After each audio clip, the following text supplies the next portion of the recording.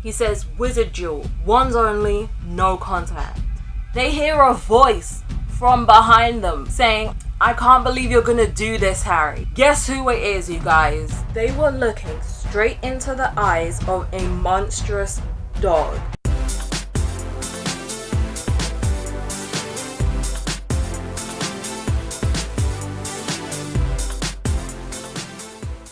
Hey guys! Today I'm gonna be reacting to Harry Potter and the Philosopher's Stone by J.K. Rowling. But first, if you're new around here, listen up, because I've got a little secret for you. I'm not just any reactor. I am Charlotte the Starlet, and I'm a writer. So I don't just react, I review. And the way I do it is simple. If I like something, I add a point, starting from last video's total. And if I don't, I take one off. Now, as y'all can see, I've got a couple friends here with me. This is Angel, and this is Seth.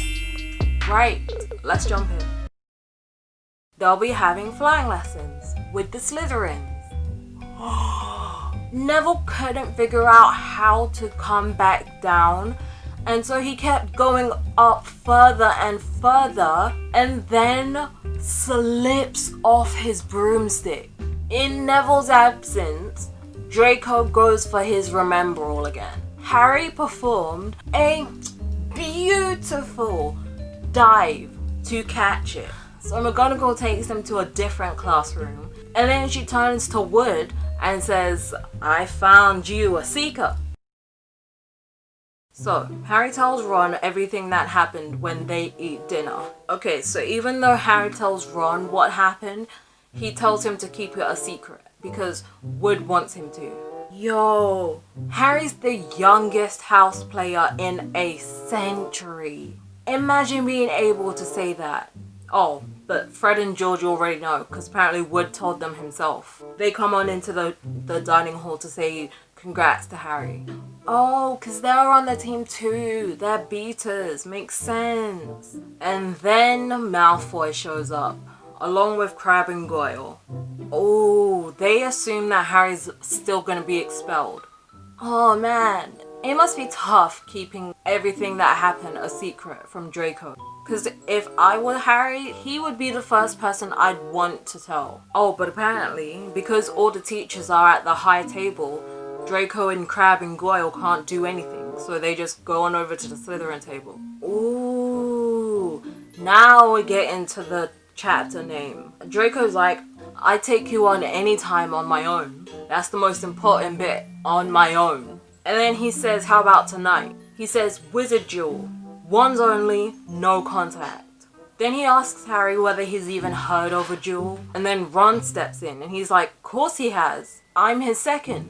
Who's yours? Draco looks towards Crabbe and Goyle and decides that Crabbe's gonna be his second. I'm assuming that means backup. Right, and then he says that they should all meet at midnight in the trophy room, because that's always unlocked. And then they go. Then Harry asks Ron, what is a wizard's duel? And what do you mean you're my second? Oh snap, damn.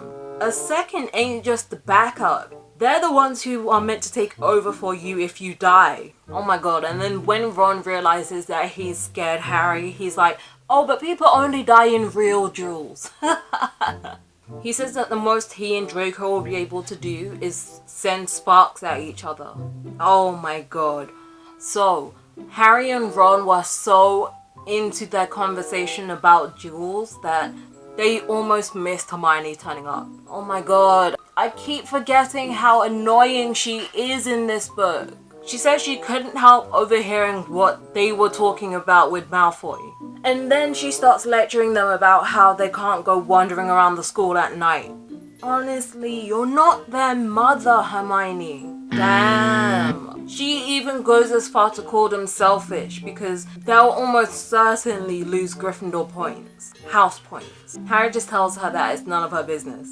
Wow, so the rest of the Gryffindors get ready for bed, but Harry and Ron obviously stay up for the duel. And it says that Ron spent the whole evening giving Harry tips on how to beat Draco. Oh, Neville still isn't back from the hospital though. Oh my god, Ron's advice consists of stuff like, if he tries to curse you, just dodge it. Wow. So, Harry's actually nervous. And it says that he thinks he's going to end up being caught by Filch or something. But at the same time, all he can think of is Draco's smug little face, which is what stops him from backing off.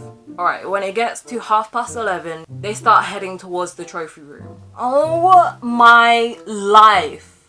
Just before Harry and Ron leave the Gryffindor common room, they hear a voice from behind them saying, I can't believe you're gonna do this, Harry. Guess who it is, you guys? None other than Hermione. God, has she been laying in wait for them?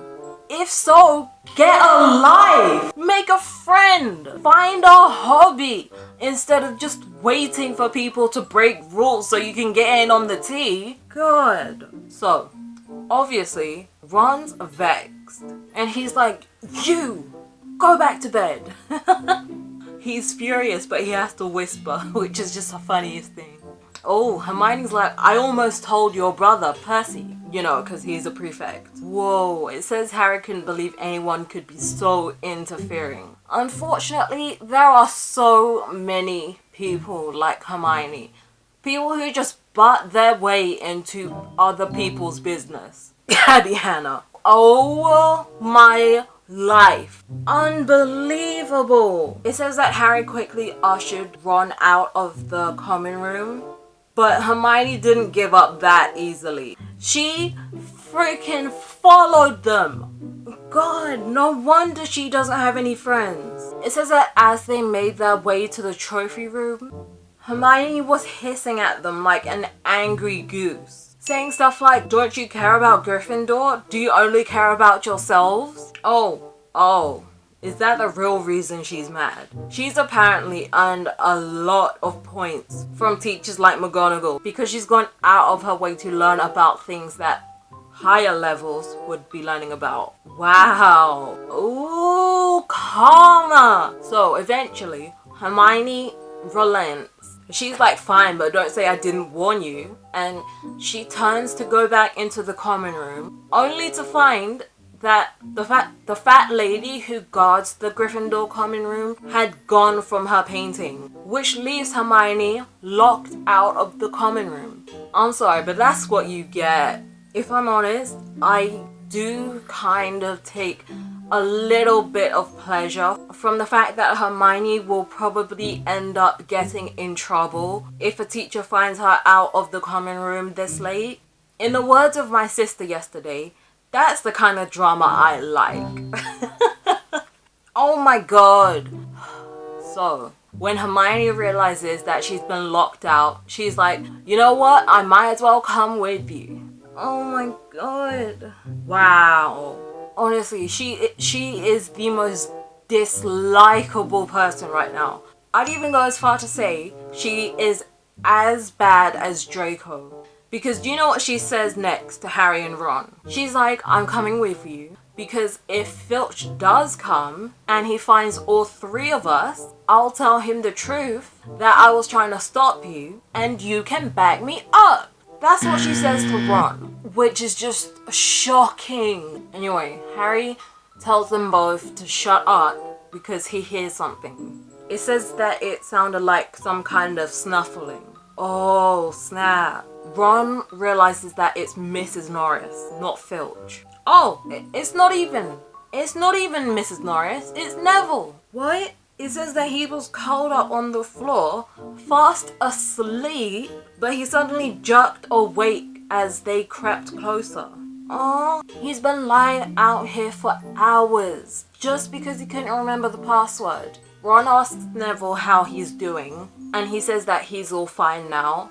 Madame Pomfrey fixed his wrist in about a minute, he says. So then, Ron and Harry on their way to the trophy room. They say that they've got somewhere to be, but Neville is scared of being left on his own. So what used to be a two-person adventure has doubled in size. Now all four of them are making their way to meet Draco. I know that's not normally how duels are done. There's usually a first or a second, but wouldn't that be more intimidating? Like, imagine preparing to duel 2 people and then having 4 turn up. So they finally get to the trophy room. And they get there before Draco and Crab. So they wait for them, but surprise, surprise, they don't turn up. Honestly though, it looks like they've been stood up. But they keep waiting until they finally hear a noise, except it's not them, it's Filch and Mrs. Norris, which means they have to hide now. Oh my god. Filch enters the trophy room just as Neville's robes had whipped round a corner. Oh my days. So Harry smartly tries to lead them down an empty bit of the trophy room, but Neville messes it up and makes a ton of noise. He let out a frightened squeak and broke into a run. Then he trips, grabs Ron by the waist and drags him down onto the floor with him. Honestly, I knew he and Hermione would be liabilities. But since they have nothing to lose anymore, Harry just yells, "Run!" So they do. They run without stopping to think where they were actually going. And they only stop when they go into a secret passageway and come out near their charms classroom, which they know is miles from the trophy room, which meant that they'd escaped Filch. Neville was wheezing. Oh my god. And of course Hermione has to play the whole "I told you so" card. She's like, "Malfoy tricked you. I told you guys." Honestly, she's reminding me of my mum, and that is not a good thing. My mum also has a knack for being unhelpfully helpful, as I like to say, which basically means that she gives you brutally honest lectures at the moment you need them least. God, I can't stand Hermione right now. Wow. The icing on top of the cake is Peeves. He finds out that the 4 of them are out after curfew when they shouldn't be, and so do you know what he does? He yells as loud as he can, "Students out of bed! Students out of bed down the charms corridor!" Oh my god, and then they hear Filch running as fast as he can towards them. Oh my god. Ron basically throws in the towel. And he's like, "This is it. We're done for." And then Hermione's just like, "Oh, move over." Then she's like, "Alohomora," and unlocks the door to the classroom. So Filch catches up with them and he finds Peeves there, but not the students. And thankfully, Peeves now starts wasting Filch's time. Filch asks them where they went and Peeves is like, "Say please." And he just keeps wasting his time and saying stuff like that. Oh my days. You guys, guess where they happened to be? Like I said, they weren't paying attention to where they were really going. And they only just realized, or Harry did at least, that they are in the forbidden corridor on the 3rd floor. And on their very first night at Hogwarts, Dumbledore had told all the students that that corridor was forbidden to those who don't want to die a very painful death. And guess what's in the room with them? It says they were looking straight into the eyes of a monstrous dog. A dog which filled the whole space between ceiling and floor. It had 3 heads, 3 pairs of rolling, mad eyes, 3 noses, twitching and quivering in their direction, and 3 drooling mouths, saliva hanging in slippery ropes from yellowish fangs.